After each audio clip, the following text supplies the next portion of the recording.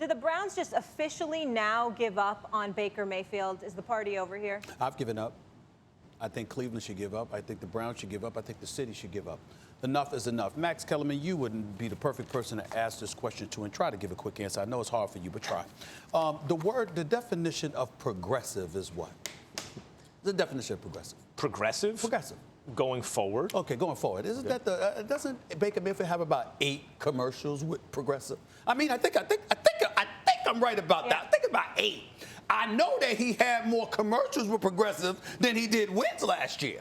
And now here we are this year, and everybody's making a big deal because they come into the game against the Steelers 4-1. I said it wasn't because of him. They were running the football. They were playing defense effectively. And basically, Kevin Stefanski was doing a great job of taking the ball pretty much out of Baker Mayfield's hands. The more he threw, the more ineffective he was. And Lord help him. What did I tell y'all about this game coming into this game yesterday? I said, excuse me, you're not running on the Pittsburgh Steelers. It's not going to happen. I don't give a damn what anybody says, okay? You're going to have to throw the football. And sure enough, this brother throws a pick 6. I mean, you got it. Listen, he's fixated on, was it Harrison Bryant, the rookie? Yeah. Fixated on him. And Minka Fitzpatrick steps right in. He was under no pressure whatsoever, standing in the pocket, taking pitches, calling his girl. That's how much time he had to throw that damn pass. And still, he ended up throwing a pick 6. That was a pick 6 to Minka Fitzpatrick. Then he's getting pressure, and he lobbed something in the double coverage, okay? I think he was looking for Rashard Higgins, if I remember correctly, whatever. He lobs it in the double coverage.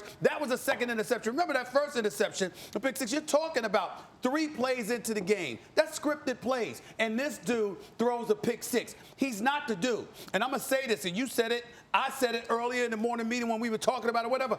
Odell Beckham Jr. needs to demand a trade. Trading deadline, what is it, November 3rd? 3rd.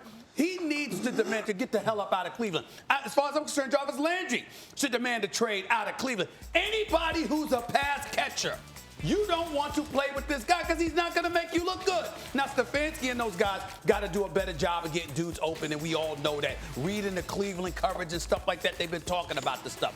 I get that. But the bottom line is this. You not only have a quarterback that is ineffective, you not only has a quarterback that he draws attention, and as a result, because he draws attention due to the fact that he's getting all these endorsements and commercials and stuff like that, you got guys hungry to get at him. It's like a shark in blood-infested waters. They just sniff, they just smell everything about Baker Mayfield. But then on top of it all, you have receivers. Look at the body language of the Cleveland Browns receivers. They look despondent.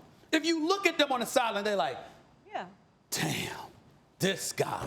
You understand? And it got to a point where they didn't even want to stand near him. Go back and watch it. I know you watched it. Go back and watch it. Max, they didn't even want to stand near him. That's how bad it is for Baker Mayfield right now. I'm telling you, I'm done.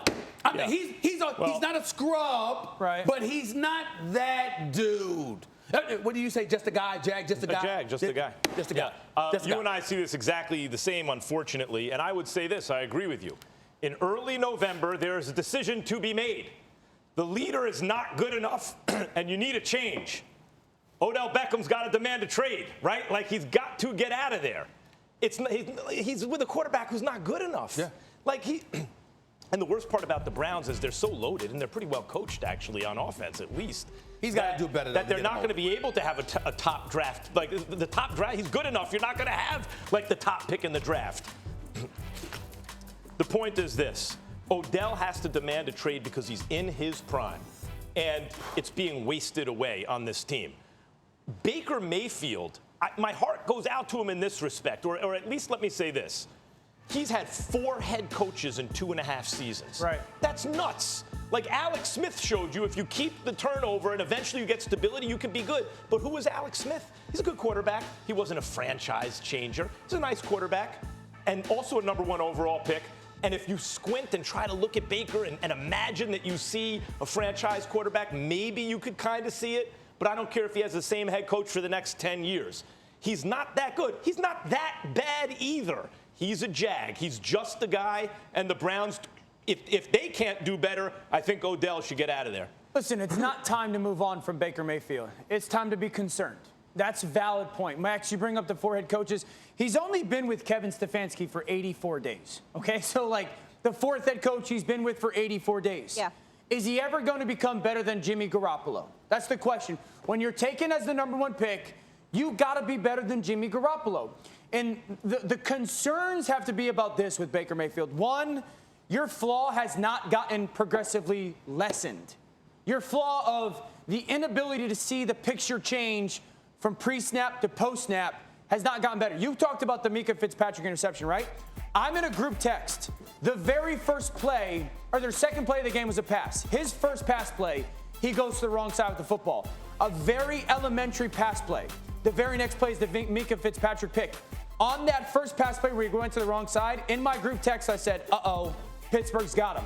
Because Pittsburgh showed him one thing pre-snap, post-snap changed to a different coverage, and he was panic mode. That to me goes, I'm concerned about that. I don't care if I've been with you 1 day as a coach, 84 days as a coach, or 5 years. I need to know that you can see cover 2 or cover 1. That would cause me concern. Thanks for watching ESPN on YouTube. For live streaming, sports, and premium content, subscribe to ESPN+.